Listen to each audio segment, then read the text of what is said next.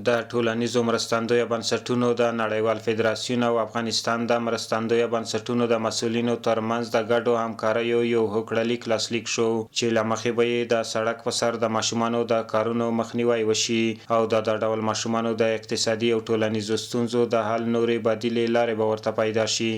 IFSW and its 150 country members. فدراسیون جهانی مددکاران اجتماعی با 150 کشور عضوشون اینجا هستیم و در کنار شما مردم افغان. We will be here with you.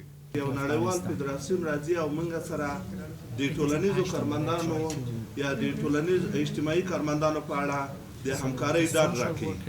هغه د افغانستان په دغه سختو شرایطو کې چې هغه د موږ د اطفالو د موږ د خلکو لپاره د همکارۍ غږ کوي موږ سره.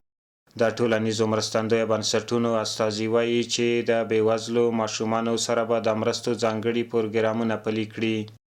بیشتر برنامه‌های ما مبتنی بر حمایت‌های مردمی بشری بوده در کاتگوری‌های مختلف، حمایت از آسیب‌پذیری‌های مختلف و جامعه افغانستان هم آسیب‌پذیری‌های مختلف خود را دارد. نیازمند بیشتر کار کردن است تا با یک برنامه کلان و استراتژیک ما بتانیم طرح توانمندی را به مردم ما و به دولت ما ارائه بکنیم.